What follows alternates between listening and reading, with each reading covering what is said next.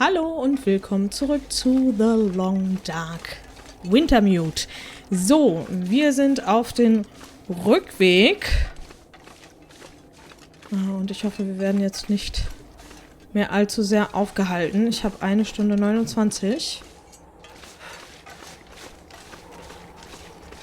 Dass er nicht schneller rennen kann. Das ist ja total doof. Mecker, mecker, mecker.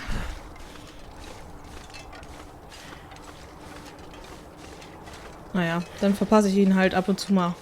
Kleine Schübe. Auch in Ordnung.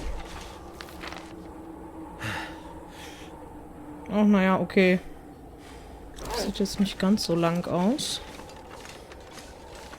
The air tastes funny, like metal in my mouth. Och. Nö.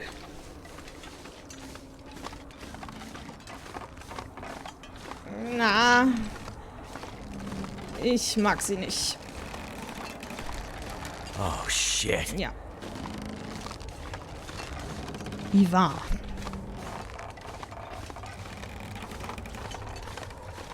Okay. Geschafft.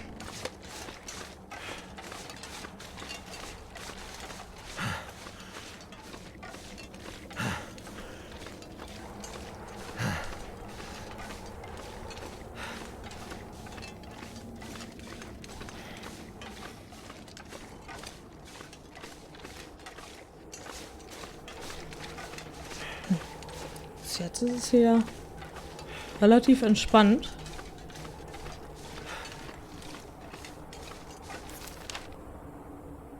Ein kleines Stück noch. Energie geladen. Ja, okay. 1 Stunde 6.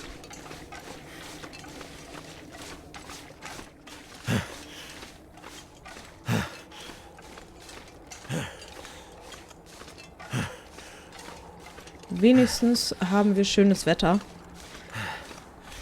Auch wenn es gerade dunkel wird, aber ich habe auf jeden Fall eine bessere Sicht als beim letzten Mal. Das ist doch gut.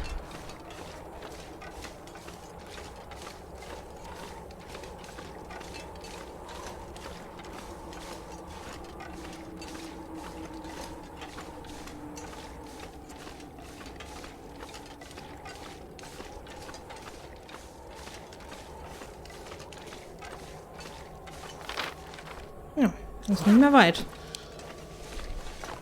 55 Minuten. Das klingt doch ganz gut.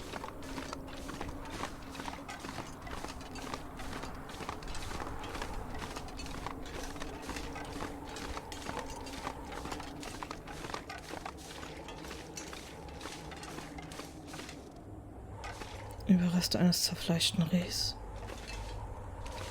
Okay.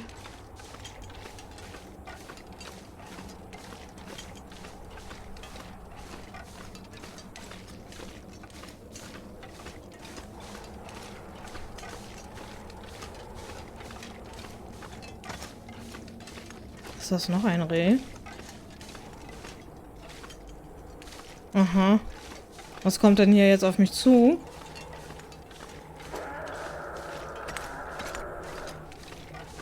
What the hell was that?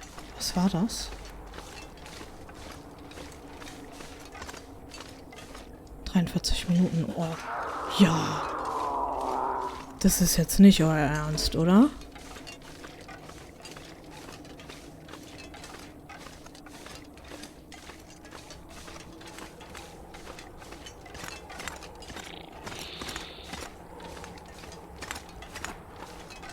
Oh shit! Is that what I think it is? Ich weiß nicht.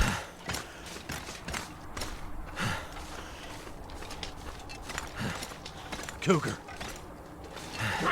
Ah. Oh! Nice! Nice! Oh, ich hoffe, das ist nur einer gewesen.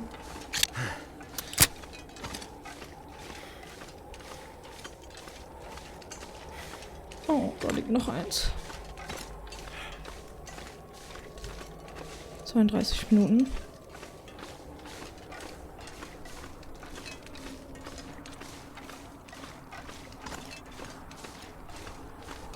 Oh, ich will hier weg.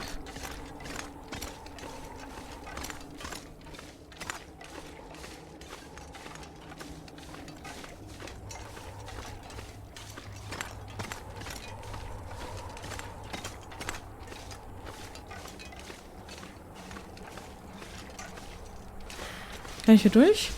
Now, Ja. gotta get back to Suzuki before it's too late. Ja, auf jeden Fall. Oh.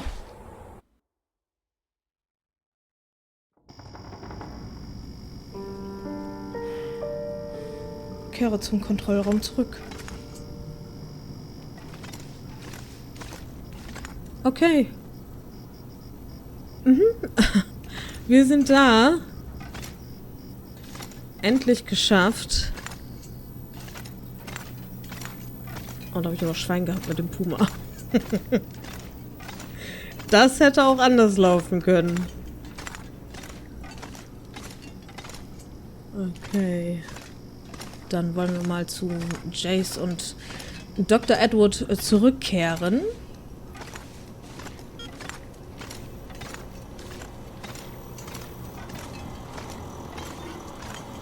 Hallo.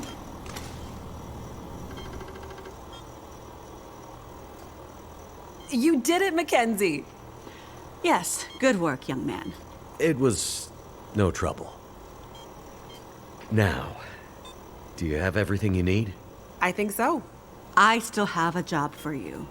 Right. Please, accompany Jace up to... I can handle that alone, Dr. Atwood.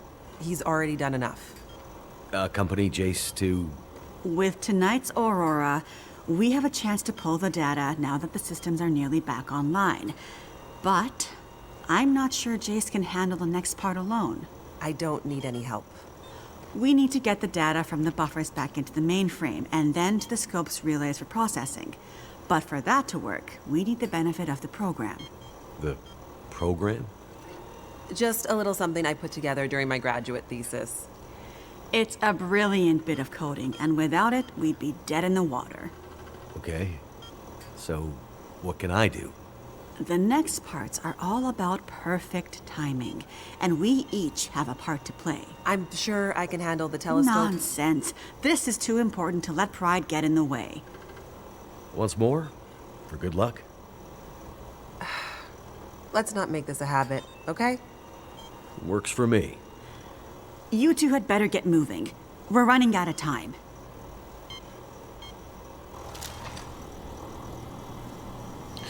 Okay.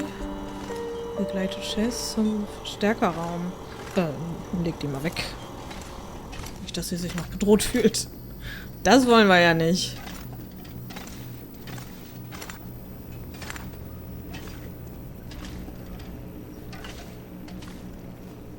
Chess, du läufst ein bisschen langsam. Ich lasse ihn mal vorlaufen.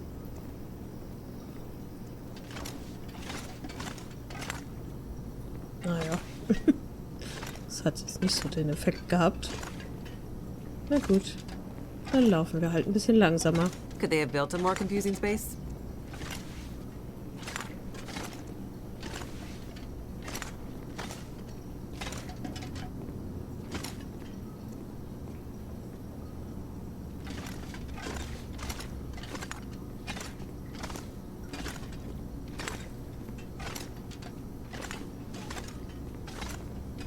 Oh, wir haben anscheinend mal wieder einen langen Weg vor uns. Naja, das ist auch eine ziemlich große Anlage. This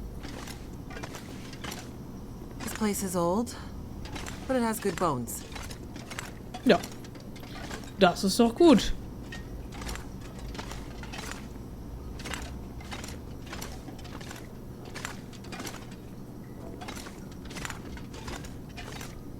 Ich gucke mich hier mal ein bisschen um, so nebenbei.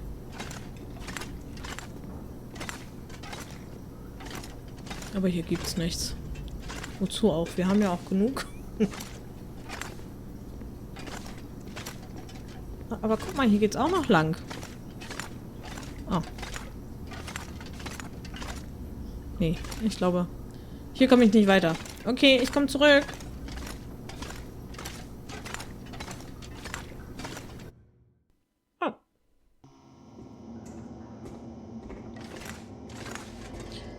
die Verstärkersteuerung. Feels like the whole facility is slowly waking up. That aurora is a real mystery. It's almost like magic, really. Ja, genau. Was will man auch sonst dazu sagen?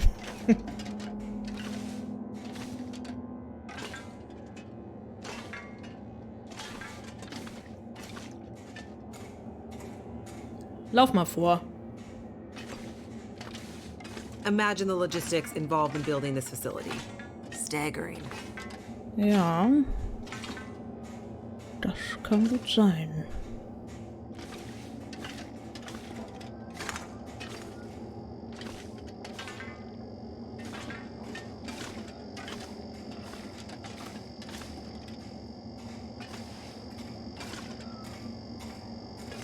The people who built this had no idea how important it would be someday.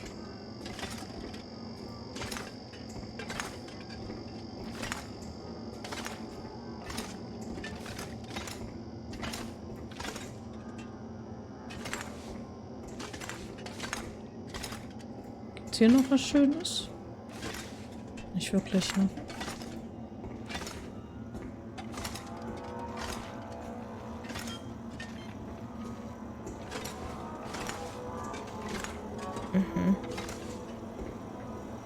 Okay.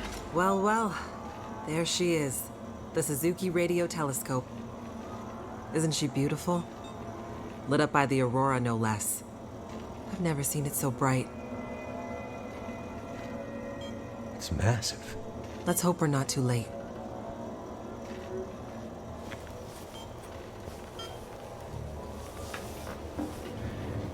Okay, time to get this party started. There's a fair bit of interference. Keyboard is glitching a bit. Can't be helped, we're way past long shots at this point. Loading the program. Now. Are you in place? I'm seeing some spikes on the sensors at the peak. Shouldn't be long now. What do you need me to do? Okay, this is the tricky part. I'm gonna have to run the program and update the code in real time to modulate for the aberrant magnetic field and... Jace. So I'll be busy focusing on that. Meanwhile, once the telescope grabs a signal, we'll need to follow the source. The new data will help flush the buffers, and the data in the buffers will get pushed to Dr. Atwood's workstation for processing.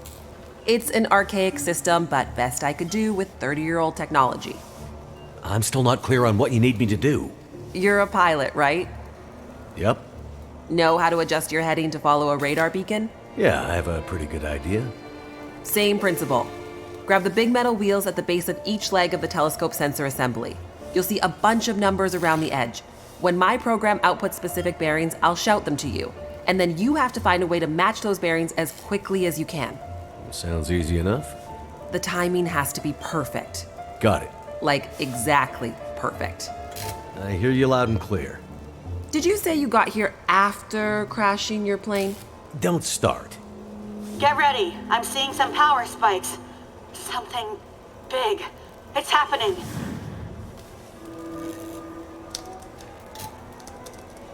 Get ready, Mackenzie.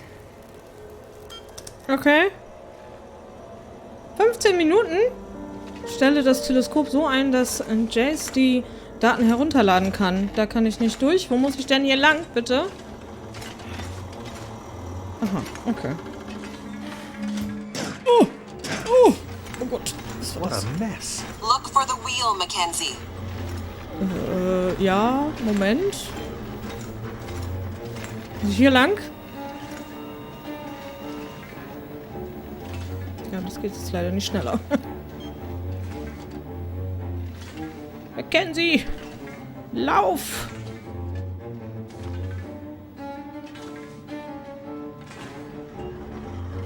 Du hast nur 15 Minuten. Das ist nicht viel, wie wir ja wissen. Die Zeit rennt. Here we go. 141 degrees. 141? 141? Soll ich das jetzt hier einstellen?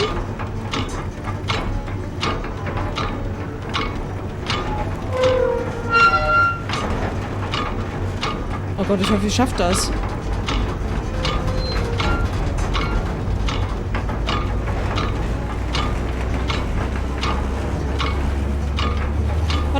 Warte.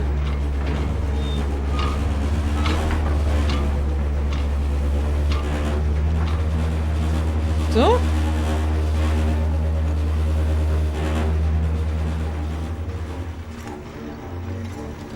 Ja, okay.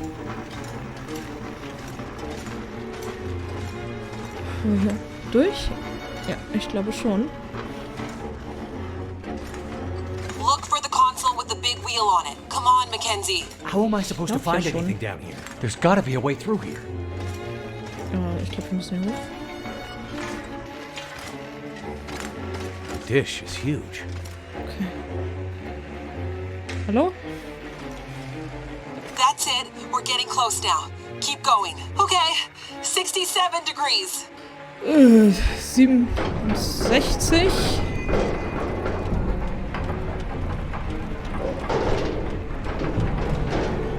Ach du meine Güte.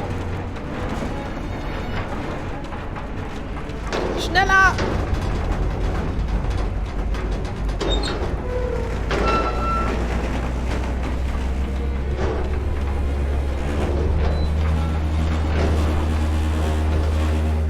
Okay.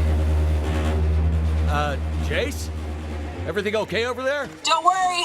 Keep going. Last bearing incoming. Come on, you sweet, sweet program. Don't let me down.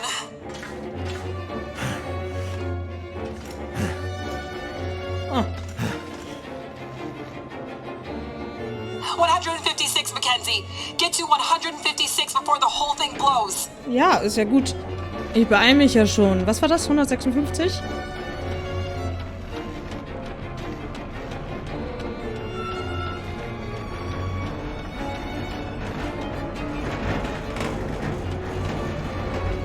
Gib alles, Mackenzie!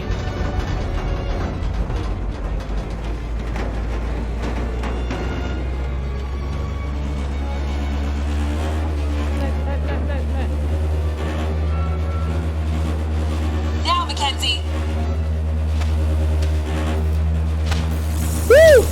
Oh mein Gott! Oh mein Gott! Mackenzie! Oh, der arme Mackenzie.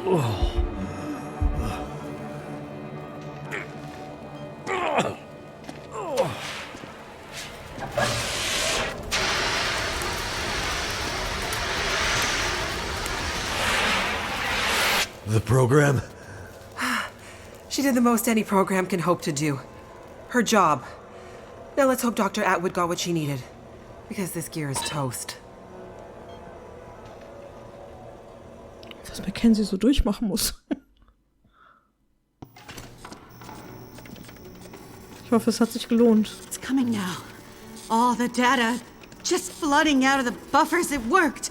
God damn it, it worked. Oh, thank goodness. I'd hate to have to restart my PhD. You did brilliant work, my girl. Absolutely brilliant. We just need to keep the data flow. Ensure it comes in a continuous flow, uninterrupted. How long before the data is ready for analysis? These are old systems, and it takes a while for them to crunch through the numbers.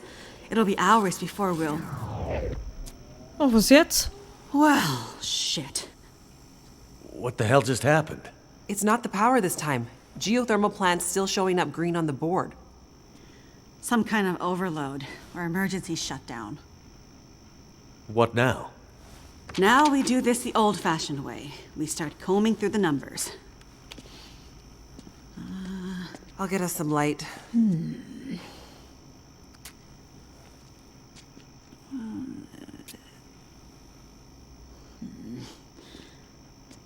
Do you see anything that would indicate the level of K-index we might expect to... Shush, girl. Let me read. Do you want me to grab a printout and Could it be a G10? Is there something I can do to... Aha! Here it is. Here it is. There it is. What do you see? It can't be. That silly old British bastard was right. He just never knew how right he was. Why did it have to happen in our time? British bastard? Please explain. For you to fully understand would take more time than we have. I'd have to go back more than 150 years. I like a good story. I think we deserve some answers. Very well. In 1865, a British scientist and naval officer was tasked with supporting the research of a scientific team, seeking to create a kind of communication that could travel over the air. The Admiralty felt that dependence on the telegraph was holding them back. This Navy man was inspired by stories he'd heard about the Carrington event 6 years prior. At the time, the largest geomagnetic event ever recorded. He had heard that the abundance of static electricity in the air had powered telegraph lines, even after the operators had unplugged them. Fires broke out due to this geomagnetically induced current. It got him thinking. This scientist's research led him all over the world, and he began to piece together a picture of the Earth's geomagnetic profile, and something about the operation of the sun and its effects on the Earth's magnetic field. Remember, this was 150 years ago, and well before they had the equipment to prove any of this. But a theory began to take shape in his mind that suggested the sun went through cycles of geomagnetic activity, waxing and waning, but sometimes spiking inexplicably in dramatic ways. The historical record held evidence of many of these events, but in pre-industrial times, the impacts were more subtle. Even in the mid-1800s, there wasn't enough power infrastructure to really feel the impact of these spikes, so it wasn't of grave concern. But the growing dependence on telegraphy suggested this shouldn't be ignored. And this scientist predicted that if the level of electrification continued to grow exponentially, as was predicted, this would create a serious vulnerability that could be exploited by their enemies at great cost to industry and society at large. He was given a secret commission from the Royal Geographical Society to prove his theories and to come up with a strategy that would ensure the British were in the strongest position to exploit any such geomagnetic disaster. After another decade of research, this scientist began to suspect that this geomagnetic current that existed all around them could impact many other things, and more deeply. He began to study migration patterns of animals, and gathered evidence of whale strandings, bird die-offs, and other unexplained mysteries relating to animals' innate abilities to navigate vast distances with great precision, without the benefit of modern tools or equipment. Eventually, he knew he had to travel north to the Arctic to really test his theories. And in December of 1865, he took a ship and a crew of Navy scientists and mariners in a specially commissioned research vessel, a modified bomb mortar ship, fashioned after the Terror and Erebus from the ill-fated Franklin expedition. His ship was named the HMS In Tenebris, and he took it and a crew far above the Arctic Circle, along with an array of unique recording equipments he had crafted himself, with the hope of collecting data to support his theories. This scientist and Navy man was Captain Edmund Wintermute. The word in Mackenzie's secret message. It was a person's name. Wintermute's mission was to collect data near the Arctic Circle, and he and his crew were also tasked with the goal of resupplying a small Navy research outpost that had been set up as part of Wintermute's program the year before. Some of the crew on Wintermute's ship was designated as relief for the outpost's crew, and Wintermute was meant to bring the replaced men home to their families. A few days away from the Arctic Circle and 2 days from their destination, Wintermute recorded increasingly active aurora and other geomagnetic activity around the ship, including St. Elmo's fire. But he also noticed something else. As evidenced by their journals, many of the crew were having trouble sleeping, with some experiencing full-blown insomnia that worsened as they traveled further north. Some were also beginning to forget things, their journal entries occasionally slipping into childlike language or outright gibberish. 2 days out from their destination, the night watch rang the ship's bell to announce a man had gone overboard. The man, an experienced mariner, had been observed to simply walk off the deck of the ship. By all rights, a calm and dependable sailor. This event shook the crew's morale. Wintermute did his best to keep them focused, but he was still inexperienced as a ship's captain, always more the scientist than sailor or navy man, and he could tell the men were increasingly becoming anxious, even distrustful. Walked off the ship and straight into the water. Exactly, but things got even stranger after that. When they arrived at their destination, a small island surrounded by sea ice, they found the Navy observation camp that Wintermute had set up the year before completely abandoned. The shelters were mostly destroyed, the relentless Arctic winds having shredded their canvas. The sled dogs were killed, some seeming to have been eaten. Many of the men were found dead, their bodies frozen in their beds, some showing signs of having been attacked or murdered. Yikes. Keep in mind, the Franklin expedition was still fresh in the public imagination during this time, including all the rumors of cannibalism. Wintermute could tell some of his men were nearing their breaking point, so he sent them back to the ship and took only a small group of trusted officers with him to search the rest of the small island. On the far northern side, in an icy bay, they found the remainder of the outpost crew, their bodies frozen solid in the ice. Some appear to have walked in and simply frozen in place. Jesus. And I thought we had it bad. Not wanting to completely abandon his research, but also recognizing the fragility of his situation, Wintermute kept a small group of trusted and hardy men with him. He offloaded sufficient provisions and equipment for them to survive up to 6 months, and sent the crew and the Intenebris back to London, with the request that they send a rescue ship to pick them up. That's dedication. But what does it have to do with our data? I'm getting there. Months later, the relief ship returned to find only Wintermute remained. He had left books of scrawled notes, data he had gathered using his novel devices, sketches and observances of the men he had kept with him, and a detailed diary outlining their slow but progressive decline into a kind of fugue and madness. Wintermute was accused of murdering the men, brought back in shackles, and once back in England, summarily court-martialed and committed to a sanatorium. His equipment, journals, and the data therein were hidden by the Admiralty, and the Royal Geographical Society renounced Wintermute's membership and denounced his research, claiming he had gone rogue. His work disappeared for over a century, until I dug it up. Why haven't we ever heard this story before? Exactly the question you should be asking. I had encountered odd and inexplicable references to his research, but always leading to dead ends.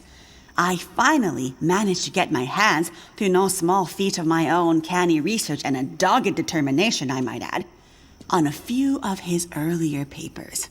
It wasn't easy, believe me.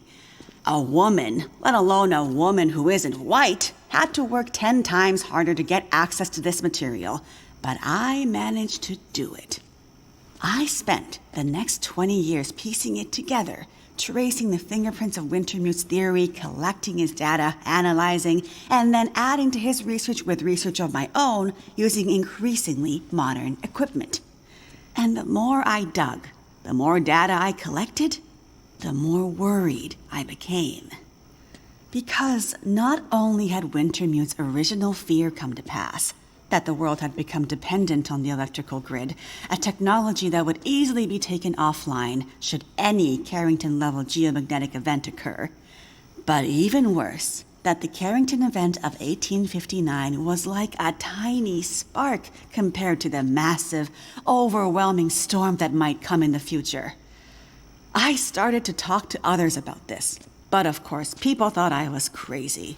They ignored me at first, then started to denounce me, and then ostracize me. Until I eventually found myself so far on the fringes of accepted science that I was entirely isolated, with nobody to trust, nobody who would believe me. I lost my job, my marriage failed, all my academic credentials were thrown into question. Ah, this explains something about your reputation, Dr. Atwood. Nobody would believe me, except for John, who you met as Jeremiah, Mr. Mackenzie. He was a young corporal in the Canadian military when I first met him. Handsome, as I recall. It's a long story on top of an already long story, so I won't tell it all here. But the important thing was he was stationed at a radar observation post along the dew line, far north, and started to observe some strange things of his own. He followed the trail, which eventually led him to me. And when we got together, there were sparks, I tell you. To be believed by someone, it was like a drug. We worked to uncover more data, and he kept his eyes and ears open, using his military connections to gather more information carefully. And he moved up the ranks, but always stayed under the radar, putting his career aspirations aside to ensure he could stay close to the facilities we needed access to. But it was never going to last. At one point, he was caught accessing some classified data shared with our NATO allies, and they thought he was spying for the Russians, so they put him in military prison. And we lost touch.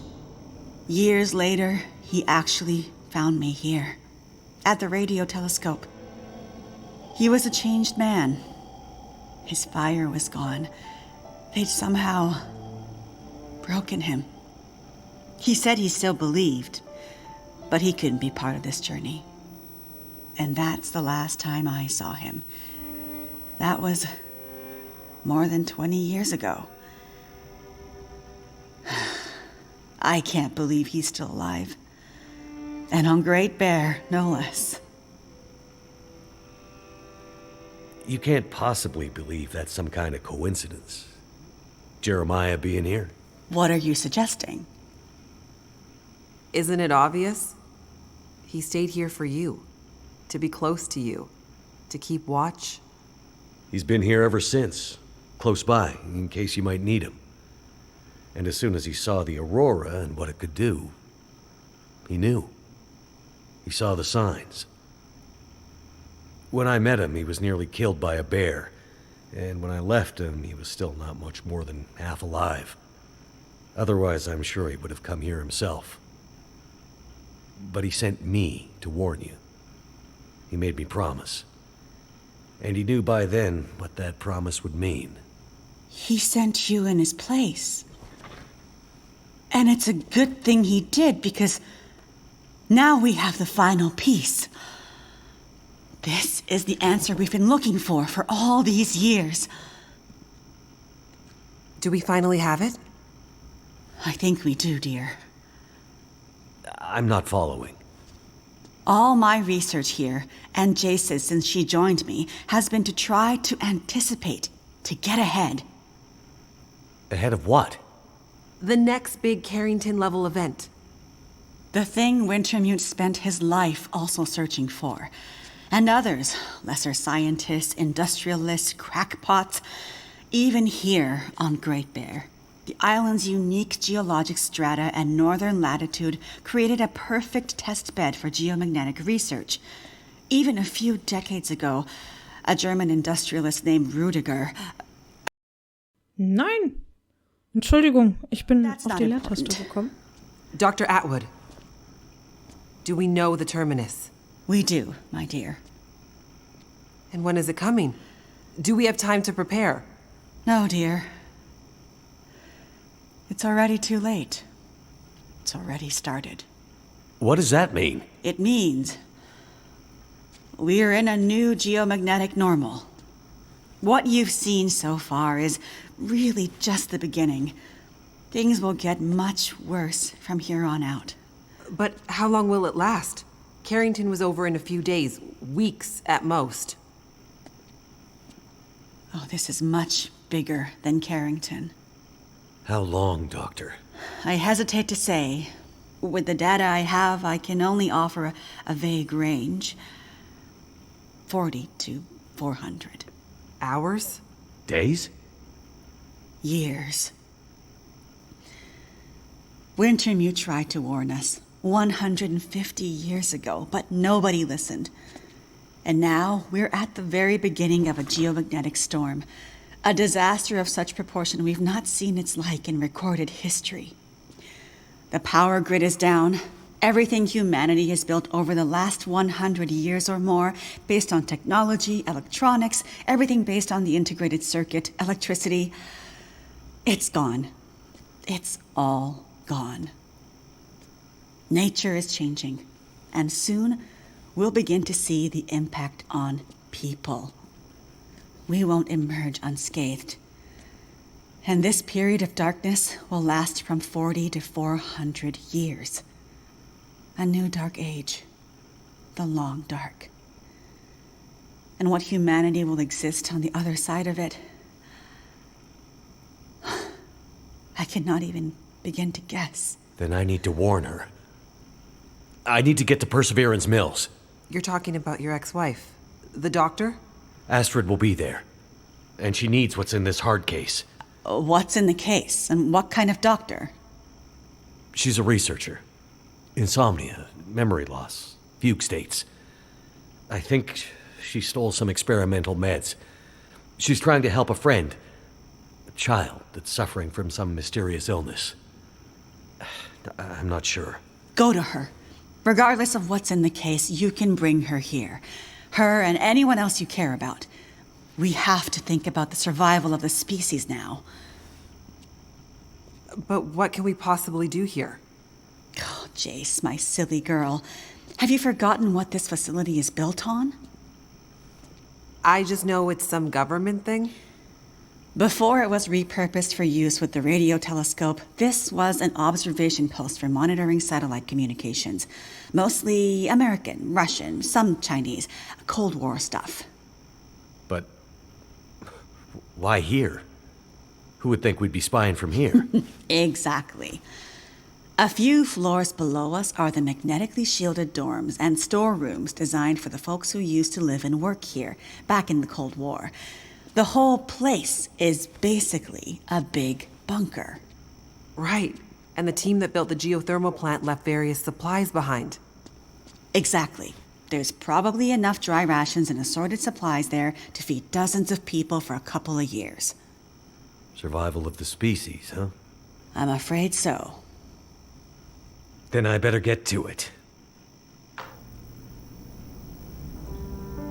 Finde Astrid in Ausdauermühle. Ja, das werden wir tun. Puh, das waren jetzt einige Infos, die wir da gerade bekommen haben.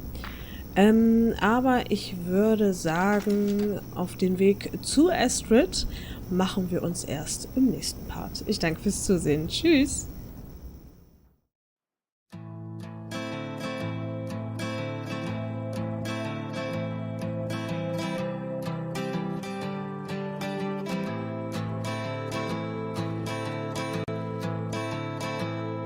Now the pale morning sings of forgotten things. She plays a tune for those who wish to overlook the fact that they've been blindly deceived by those who preach and pray and teach. But she falls short and the night explodes in laughter. Don't you come here and say I didn't warn you about the way your world can alter. And oh, how you try to command it all still. Every single time it all shifts one way or the other. And I'm a goddamn coward, but then again so are you. And the lions roar